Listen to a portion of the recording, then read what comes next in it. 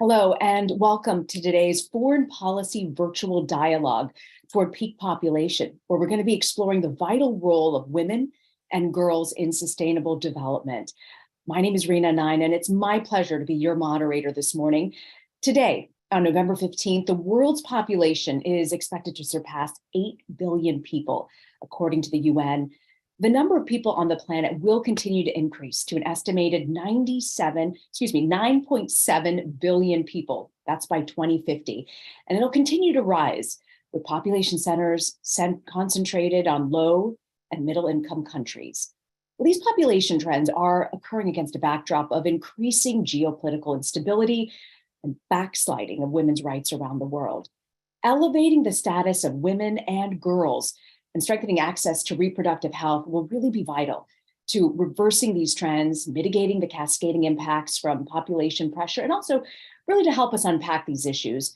We really are excited to gather this group of exceptional leaders from major international institutions and mission-driven NGOs for an action-oriented discussion on the impacts of population growth, and to also explore how investing in women, investing in girls can contribute to greater security and prosperity for communities around the world. But for a second, before we dive in, I want to extend a big thanks to the Population Institute for making this event possible and for all the work they do on this issue.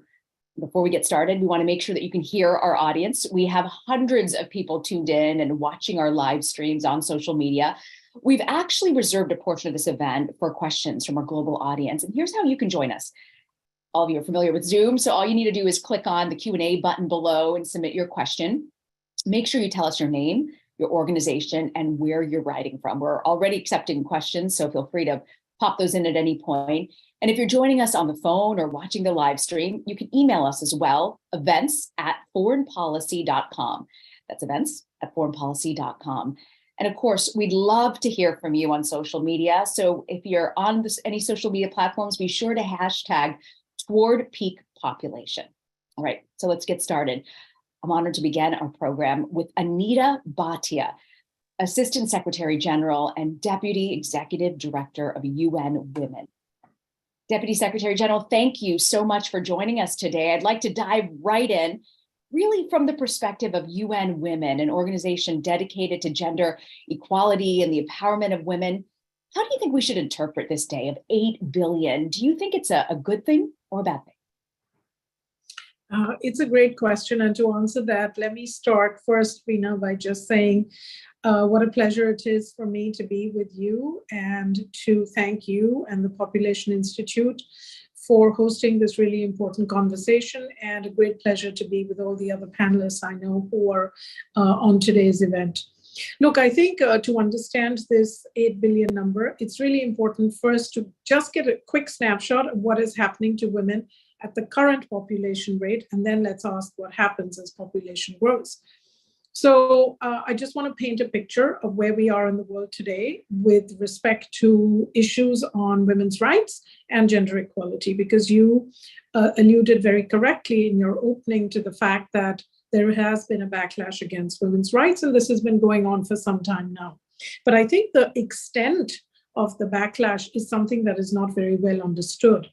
So I think it is worth pointing out that in many areas of gender equality and women's rights, which is a very complex topic, multifaceted, and which is why there is no silver bullet solution to any of the issues around this, in many aspects of this, we are actually having to relitigate issues that we thought had been litigated and had been dealt with a long time ago.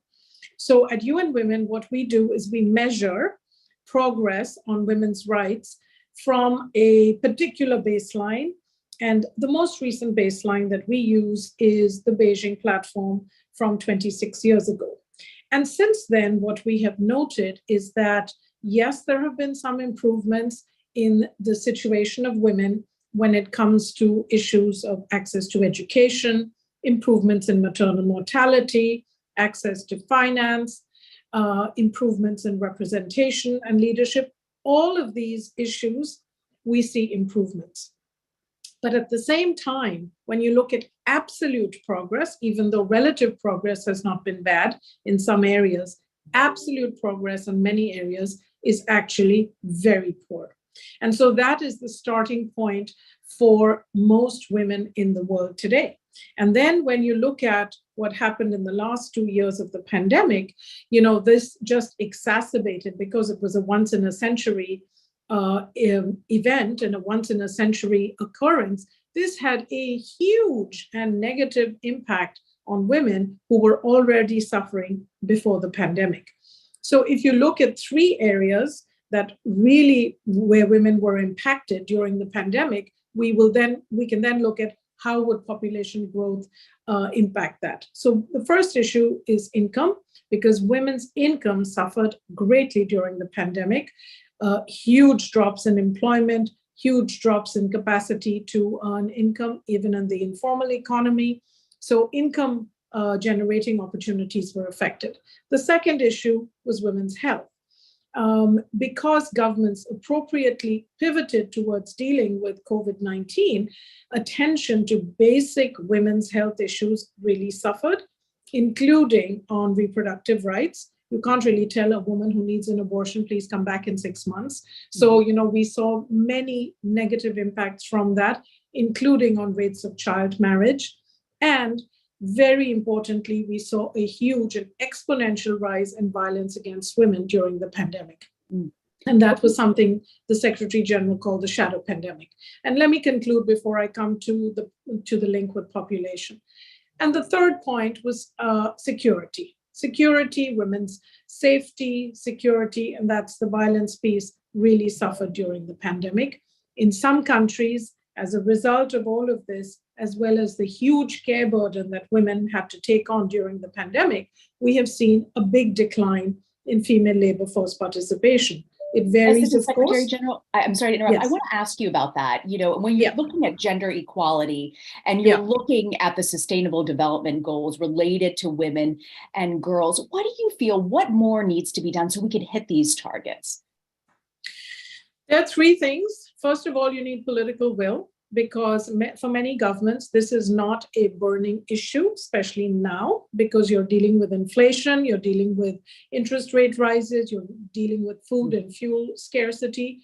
Gender equality, women's rights are just not up there. It's not part of what is seen as essential for achieving the SDGs. So it's the political will, it's the understanding that investing in women is not just the right thing to do, but is the smart thing to do. The second is resources going towards women, both as a percentage of overall development aid, but also as a percentage of national budgets is very low. So it's political will, resources, and finally, it is really a focus on implementation and execution. There are a lot of programs out there, but execution is poor, follow-through is not there, measurement of results is not there. So I would say these are the three things that we need to really drive SDGs.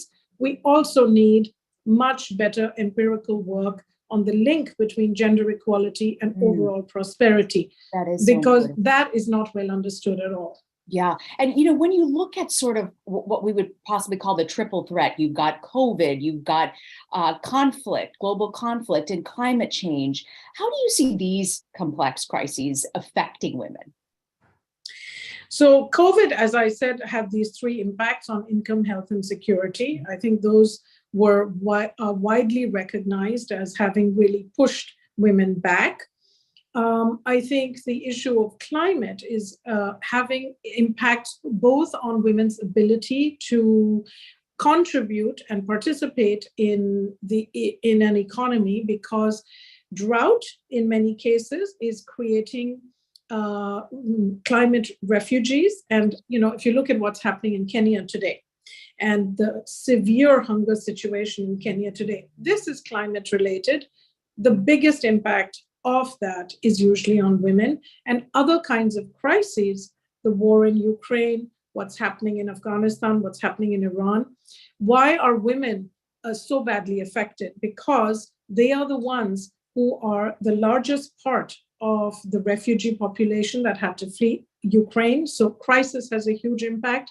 And then when you look at something like Afghanistan, which is sui generis, but Afghanistan is another crisis where somehow the idea of being in power is inextricably linked to a desire to erase and suppress women. So it takes on different forms, but nearly every crisis situation, Myanmar, Haiti, Afghanistan, Iran, and Ukraine, shows up as having an impact on women and women's rights.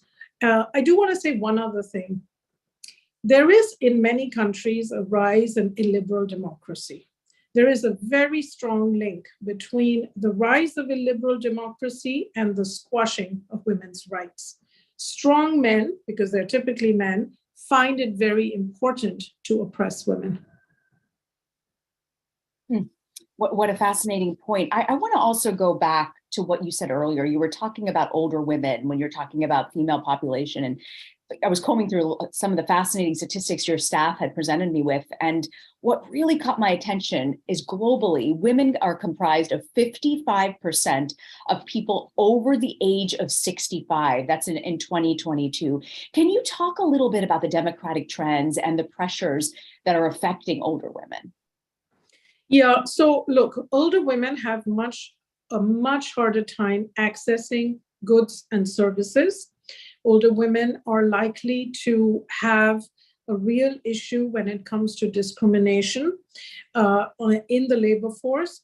And because older women are now such a large part of the population, their particular health situations and their particular needs are not usually sufficiently addressed by global health systems. So there is a need for policymakers to really think about the demographics. And we talk a lot when we talk about the SDGs about the need to capitalize on the demographic bulge and young people, but we don't focus that much, really, I feel, in our global discourse on aging populations where women are a disproportionate majority. And, you know, talking about women as a percentage of the population and their contribution to population growth rates, I was saying just before we started this conversation that I was just in a country where it has become important politically to blame women for a decline in birth rates.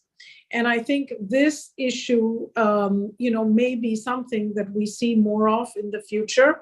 But certainly in this particular country, the attention is not so much on the aging population, but on the childbearing and the child rearing population, and a very strong political focus on blaming women for what is a declining birth rate in that country.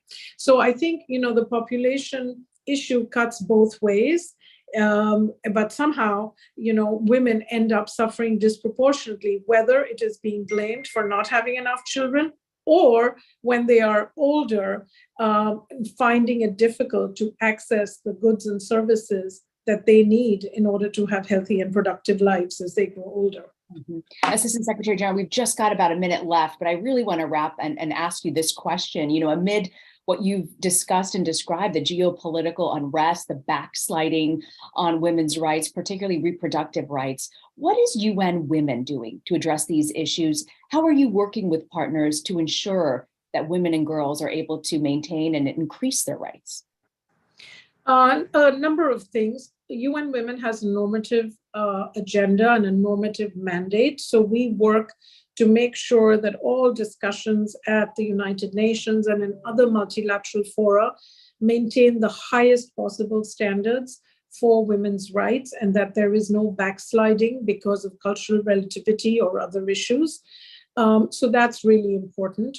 The second issue is to work in partnership with others, because this is too big a problem to be solved by government alone. It requires private sector, civil society, young people, think tanks to all join in these efforts. Most of our efforts take two forms. One, advocacy.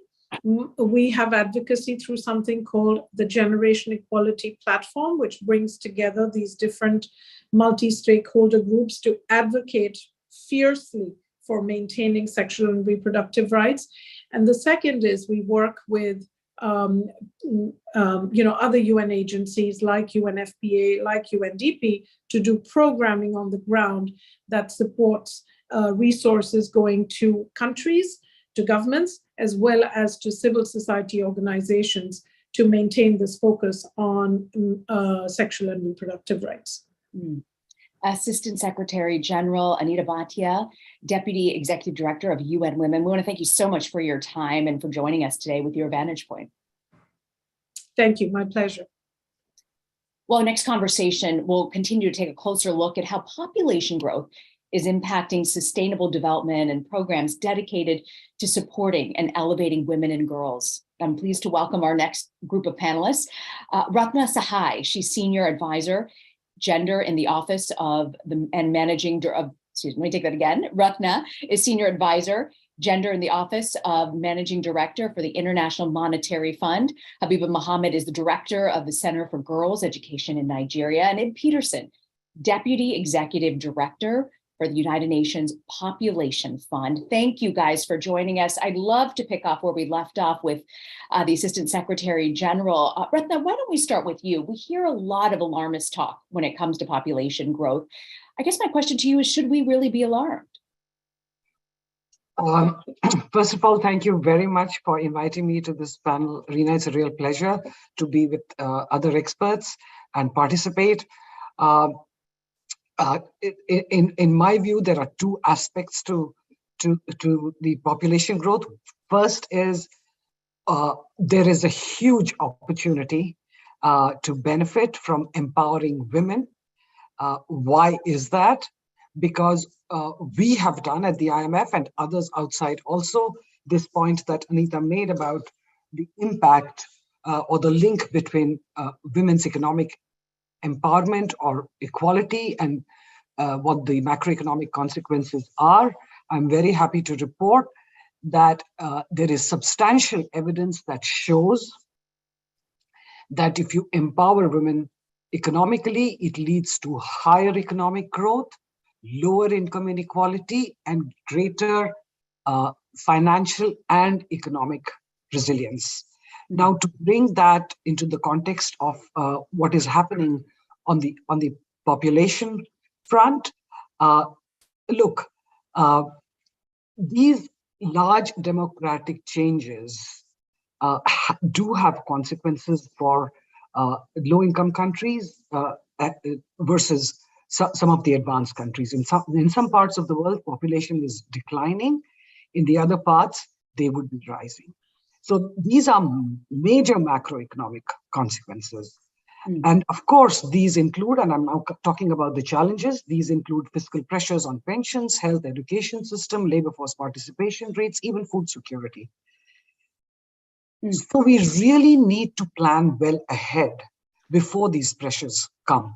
So sorry to interrupt you with that concept of needing to plan ahead. It's a great opportunity to pivot to Habiba in Nigeria. Habiba, you are doing some incredible work. We'll get to that in just a moment. But what are you seeing on the ground? How do you find what Ratna is saying, being able to plan and then execute that plan? Where do you find you've been able to help with population growth and dispel some of the myths on the ground of as population expands?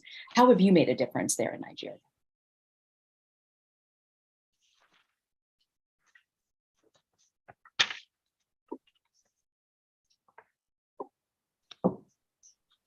Not sure if Habiba can hear me. Habiba, can you hear me?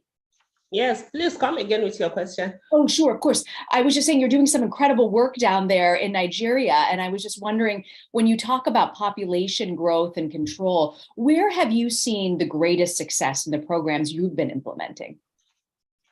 Okay, for us at Center for Girls Education in Northern Nigeria, we have been able to see success where girls are allowed to go to school, stay in school and complete schooling. For example, if a girl is able to complete at least 12 years of schooling, there is every possibility of her delaying the age of marriage and the onset of childbearing, because before she completes the secondary education, she should be at least 18 years old or above. And for us, we provide safe spaces where we support girls to learn life skills that will support them for lifelong learning. They learn the issues that has to do with reproductive health, issues that has to do with prevention of gender-based violence, issues that have to do with them knowing skills that will help them to negotiate with their parents or their husbands on what they need to do for a better life for women and girls. So for us, we believe that if every government or any society is supporting their children to go to school, especially the girl child, we will have a very huge impact. And this issue of population boost will really decrease, because when a girl is married at the age of 12, you find out that there is every tendency that by the time she's 50, she's still giving birth to children. But if she is able to complete at least 12 years of schooling, it will go a long way in helping. So allowing her to have a free, safe, and quality education will enhance the issue of controlling population. That's so fascinating, Habiba, that one data point that women who stay in school, you've noticed a difference in birth rates. Yeah. Ib Peterson, I want to turn to you and ask you a little bit about the UN Population Fund. How are you guys helping countries unpack their own demographic trends? And what are you seeing? What policies really are needed to best support the needs at the local level? Well, thanks, Rina, and thanks for inviting me here as well, and also providing a bit gender balance to this panel. But I really would echo what my colleagues already said, and I'd like to actually, maybe challenge what you said in one of your introductory parts, Rina, saying the way the population growth is impacting on climate and all other things. We see actually the fact that we are 8 billion people in the world today as a major success. It's a success because it means that many more women who survive giving birth, their maternal death has been lowered.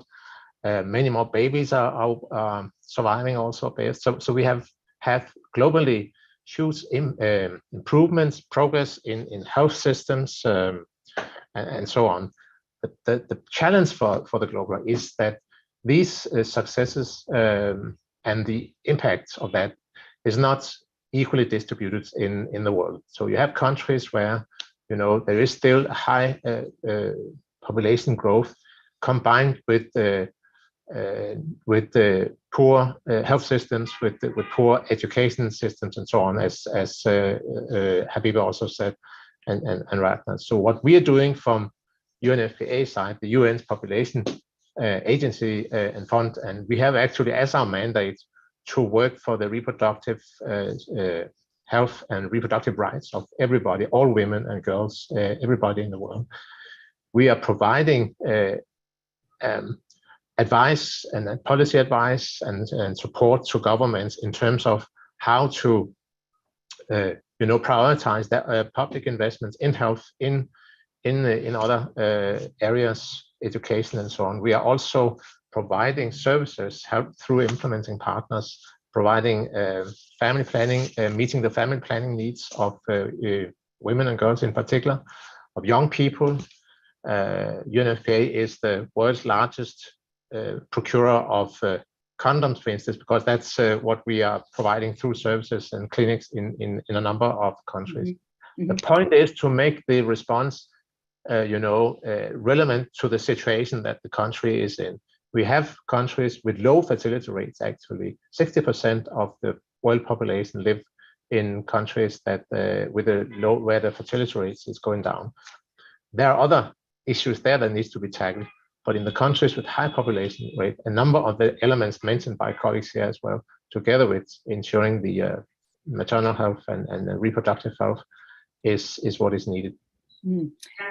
Data on the ground. Ratna, I want to turn to you and ask you a little bit. Gender has been a major focal point and really explicit focus across the IMF. How exactly is the IMF prioritizing gender with its work? What do you find are the implications for this kind of support to be provided to women and girls, especially, as it was talking about developing countries? When you're looking through that lens, what have you found that really works?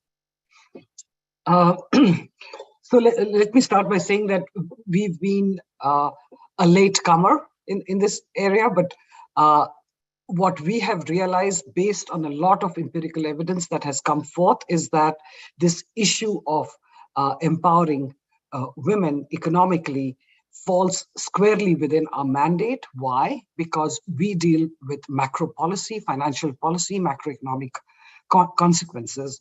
So we have launched our very first gender mainstreaming strategy at the IMF in July. This was a big deal. This has been endorsed by our executive board that represent 190 member countries. So what is the main vision? The main vision is that we would like the IMF, the country teams, to apply what we call a gender lens, or to integrate gender in all our core activities, which is policy advice or surveillance, lending, as well as capacity development. That's our vision. How are we going to do it? We are going to do it because we are going to accelerate our understanding, strengthening our tools, data, etc. We're setting up an internal governance framework to deliver on this promise. We are a third pillar, very important, is partnering with our external institutions that work in this area, which have a head start. And finally, we are also going to be establishing, we actually have established already a central unit that is going to support the work of our member countries. And on the question of how are we going to be doing this, we are going to look at two things. One, how are macroeconomic and financial policies going to actually help in reducing gender disparities. And second, we want to also analyze how are the policies that we recommend that countries do on the macro side or the financial side, how does that impact gender disparities?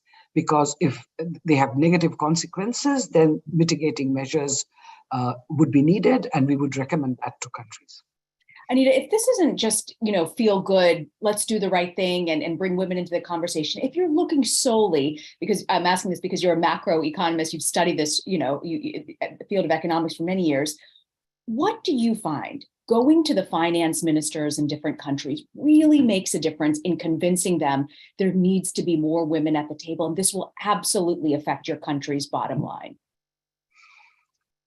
So it's really an important question because many speakers, and Anita talked about this too, the world is confronting so many problems at this point in time, right? It's high inflation, threat of recession, food security, high energy food prices, the pandemic that's still ongoing, the conflict in Ukraine and other parts of the world.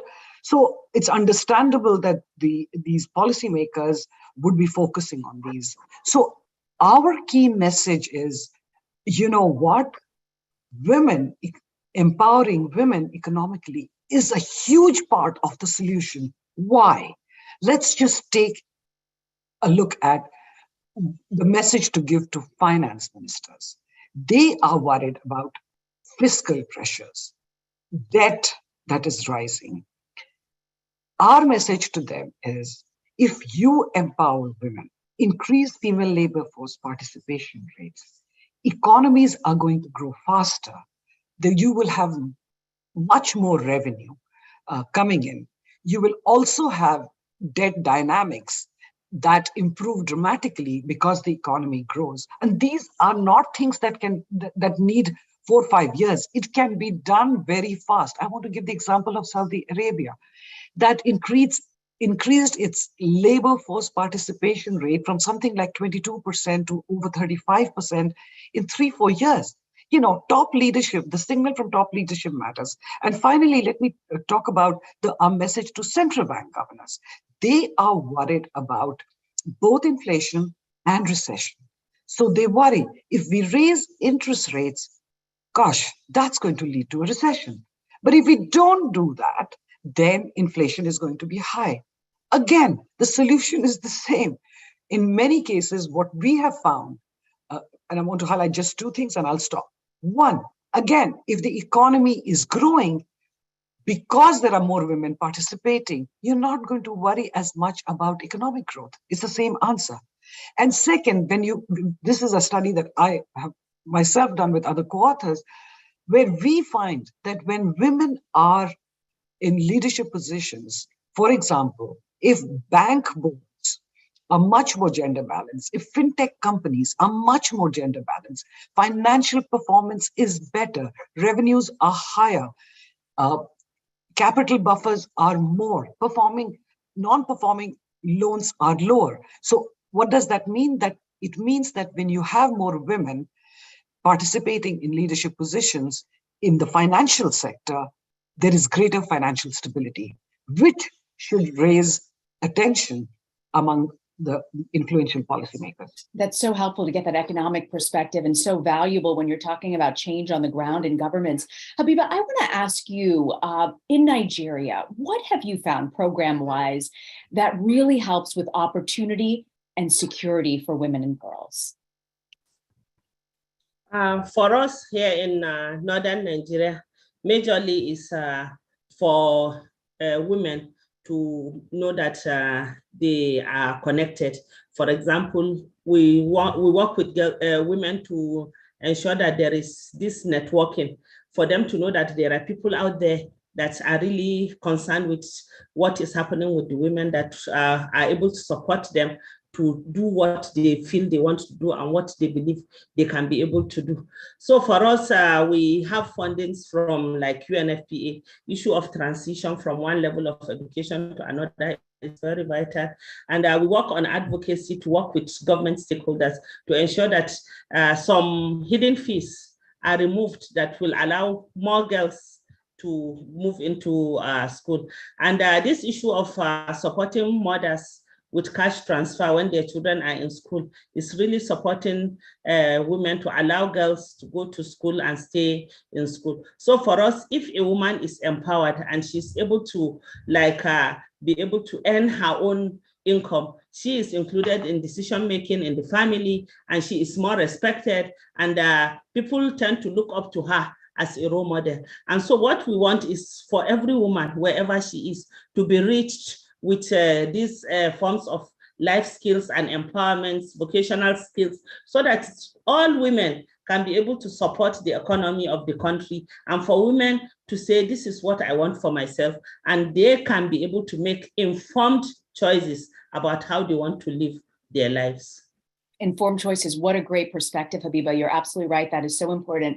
I want to remind everyone we are accepting questions. Feel free to hit the Q&A button down there in the bottom of your screen and submit your questions to us. We're going to take a question in just a moment from Lynn. But before we do, I want to sort of ask you a little bit about legal protections. If you can't go through with empirical evidence, and as Habiba was talking about, programs that can really be transformative, what should we be thinking about in the legal realm? Well, in the legal round, you can say, for the first point is, of course, to advocate and assist governments in getting the right legal framework in place, ensuring women the rights that they have already. And then it's a question of implementation, of course. And we know quite often it's also for many reasons that women are they have not as good possibilities and opportunities for accessing that legal support and claiming their legal rights. So that is very much something that is so important, both at the national level, again, making sure that the framework is there, but indeed also at the local level, assisting women in doing this. For instance, right now we are assisting many local partners in helping women in, for instance, Ukraine, on that have been subject to gender-based violence as internal displaced people and so on. And when there we need to be able to advise and help women when they come to the clinics, that we are more than 100 mobile clinics, that we can give them advice where to go and give them some support in claiming their rights. But the first step is, of course, to ensure that the rights are there. And we can just see from also what Habiba said earlier, for instance, the right to education, the right to have a choice yourself, your reproductive rights, is so fundamental, and it has to be there as part of the national legal framework as well. It's a great perspective, Ib. Thank you so much. I want to turn now to a question from the audience. And Ratna, I'm going to turn this to you. It's from Lynn Zovigian. I hope I got that right, Lynn. She's saying, you all have discussed the need for more empirical work to demonstrate the investment case for investing in women and prosperity. But what types of R&D are needed? And how can we amplify the data? Ratna? So there are a couple points I want to make. You know, when we put together all the data from different sources on gender disaggregated data, and we found that at least for the data that we are looking at the big macro picture, there was almost 30 to 40% of data that was missing. And of course, from anecdotal evidence and papers, case studies, we also know that the gender gaps actually are among the largest precisely on those countries where data are missing. So that is one of the things that we are also going to, when we look at countries across the world and decide on which countries to focus on each year, because we're only going to be starting with those with the largest gaps. We will also communicate with the authorities to collect this information, because you can't do good policy without good data. So that is really important. On the question of need for more empirical work, look, you know what? We don't want to hide behind asking for more empirical work. There's a lot of evidence already that exists. Let's get into action now. Let's not talk about getting more and more data. Of course, it's important to get more data to design country-specific good policies. But we know the problems are very much there. And I just want to go back to the question you had on the legal barriers. The World Bank has put together really good data which shows that on average, across the world, women have only 3/4 of the rights of men. I mean, that is, quite shameful. And actually, if you look at each country and on this issue of economic rights, there are only 12 countries in the world where the rights are equal. What does that tell you? That tells you even in advanced economies, women don't have equal rights. So let's get those going. All that information exists in different organizations, in different countries. I think this is not the time to just hide behind, let's find more evidence. I think there is sufficient evidence. Thank you. Let's find more evidence, Ratna. What a great point. I can't believe 12 countries where the rights are legal. That's pretty astonishing to me. I want to ask you, Ratna, one more question. What do you find really are the most vital areas of investment that could be transformative for supporting economic opportunity for women and girls? Okay, so of course it depends on countries, but in general, they are education, health, female labor force participation, financial access, legal rights, wage gaps, and I would say really important, ensuring sufficient leadership of women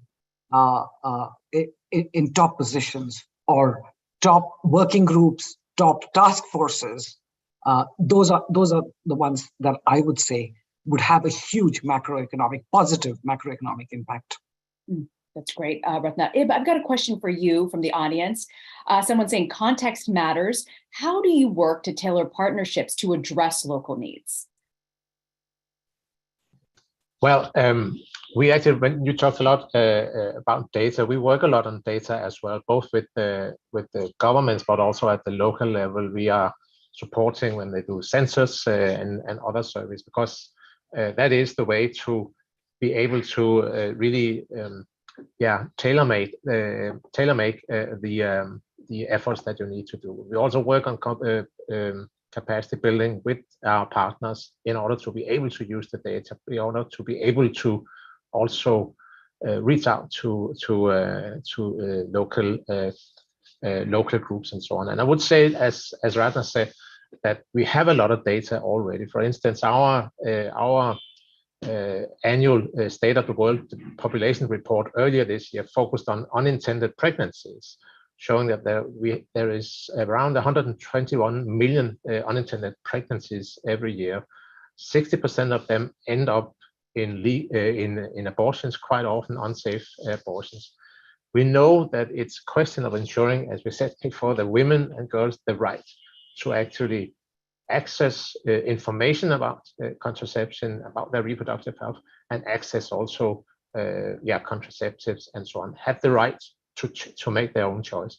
And these are some of the things that you can bring down to the local level, because it's very, very evident, if a young girl has to leave school, in secondary school, because of a pregnancy, because she didn't actually know really how you get pregnant, and also because she didn't have access to information about it, and so on. So these are some of the things that we can work with partners at the local, in the context as well, right? Habiba, I want to turn to you in Nigeria, because you understand the value of good partnerships. What have you found have been the best partnerships that have made a difference on the ground?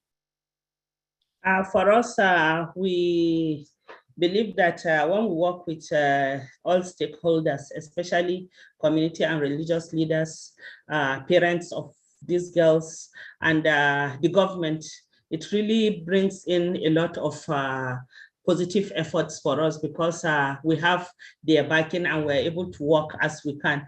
For instance, we work in communities where most girls are not able to go to school. But because of the type of intervention that we bring in, the safe spaces, bringing in life skills, you find out that we have ripple effects of girls going to school, from seeing 2 girls, 5 girls, them becoming 20, 200.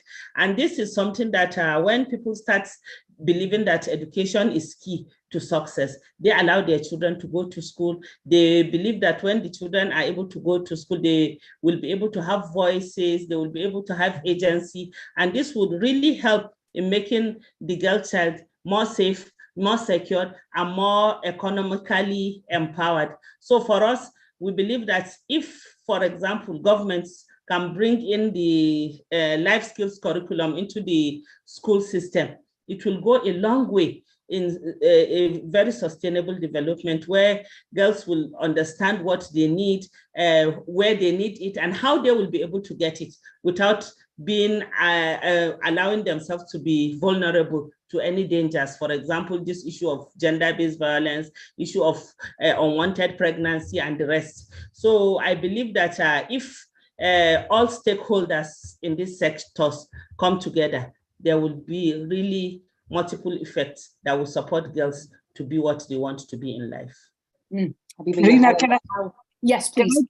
Can I just jump in for an example, of interventions, which I was really surprised myself.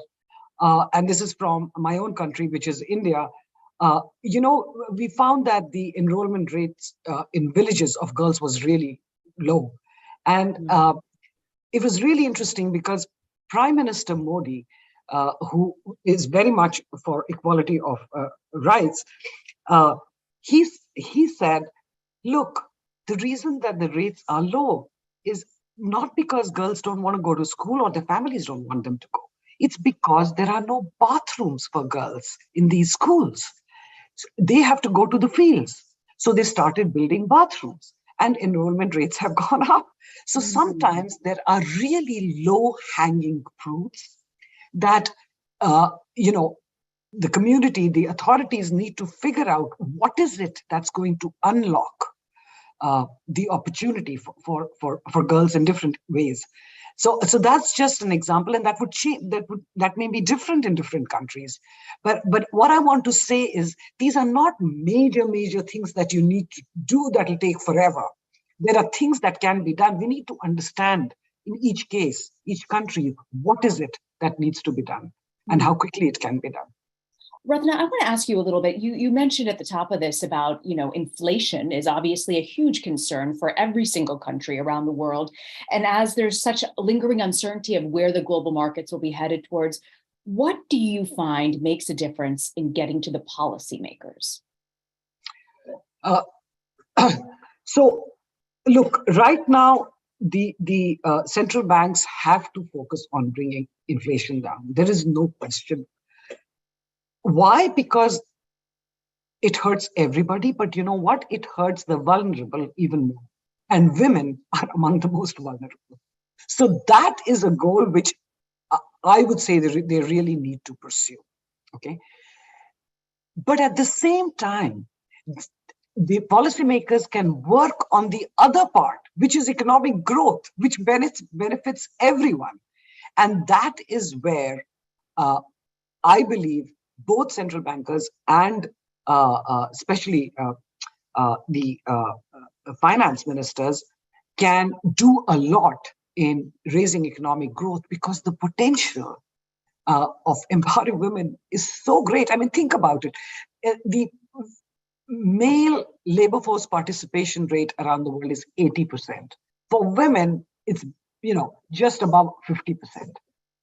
There are countries where if they equalize, you can get GDP, gross domestic product, can go up by almost 50%, other countries a bit low, but these are really huge numbers. So I really feel that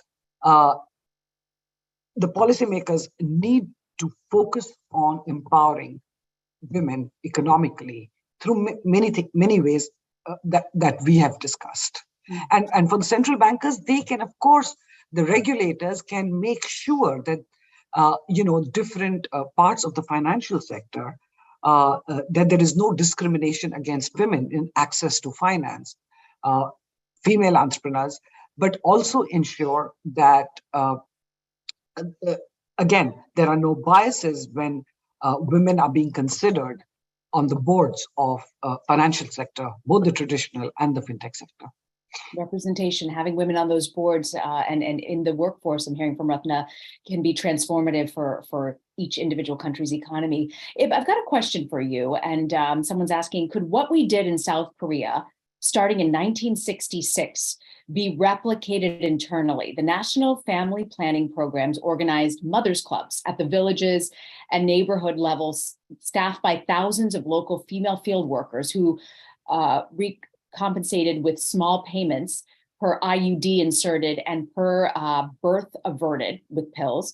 So fertility plummeted and son preference disappeared. I was an advisor to the program for this period, and we replicated this in Taiwan, where it was equally successful. So I'm asking about it sounds like what they're asking is if these programs tied to these local communities, particularly focusing on birth rates, can they be successful? Should they be replicated around the world?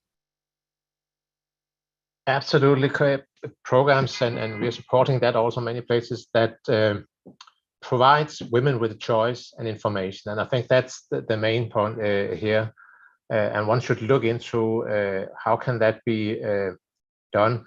I think quite often it's very, very important that it is indeed women who are providing the services and the advice to the local women at the local level, and have the local women doing that.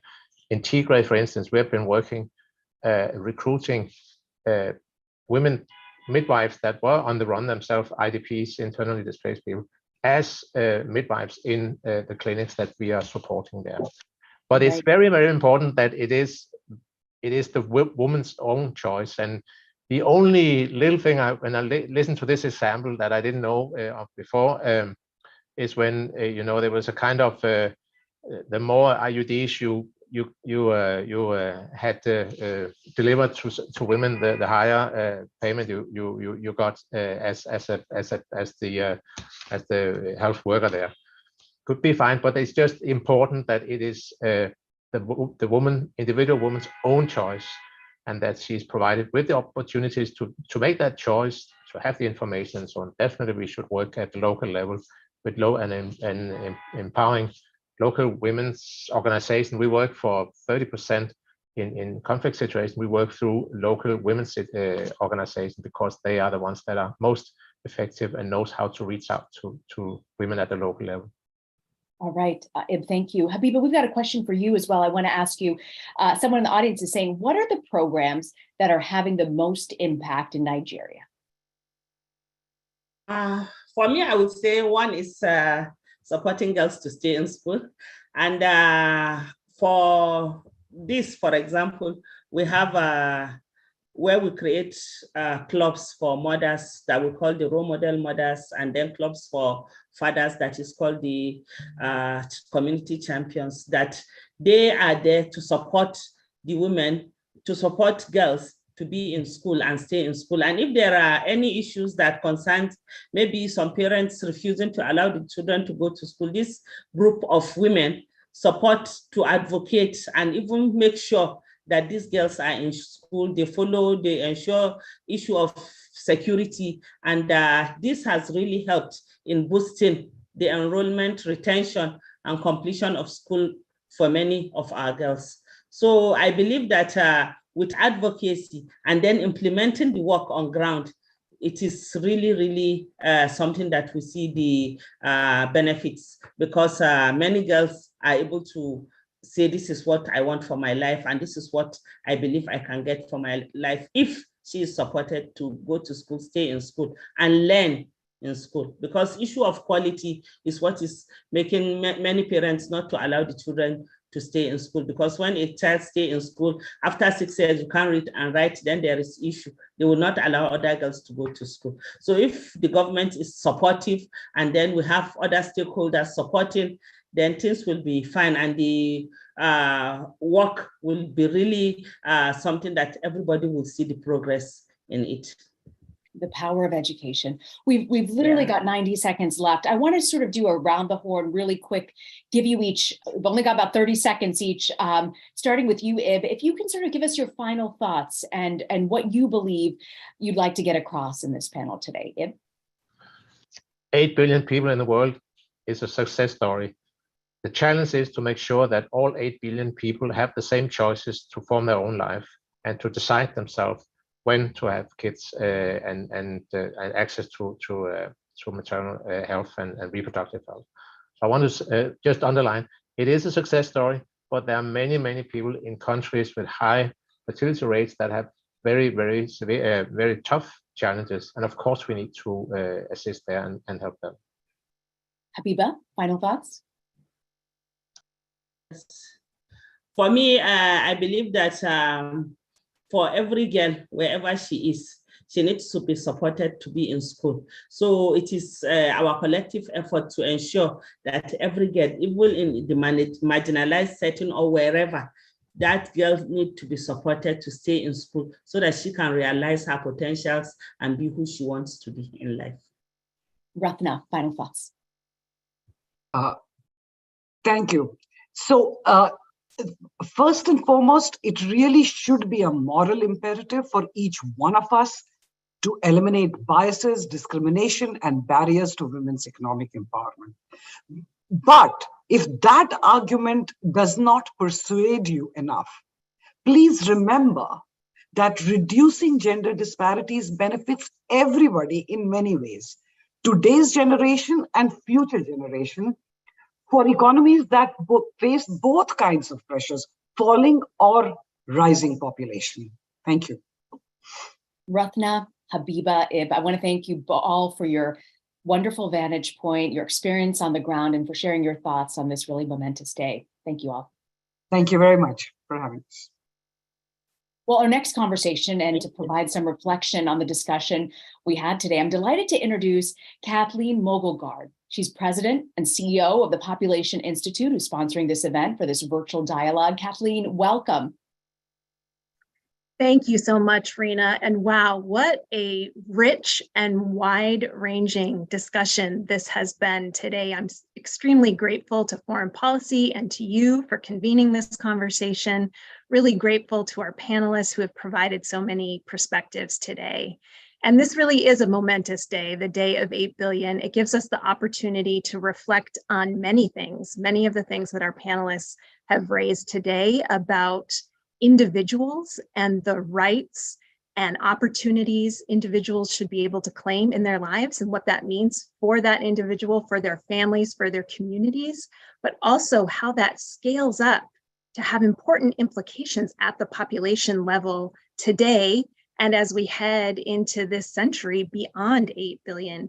And it really helps us to better understand how population trends shape our lives, how they impact societal objectives, and how it all comes back at the end of the day to the rights and opportunities and services that are available to women, girls, and other marginalized groups around the world. Kathleen, these issues are so complex. When we talk about a growing population, what do you think is important to keep in mind as we have this discussion? Well, I thought Ib put it really well, that the story of 8 billion is in many ways a success story of advances that we have made in public health for people around the world.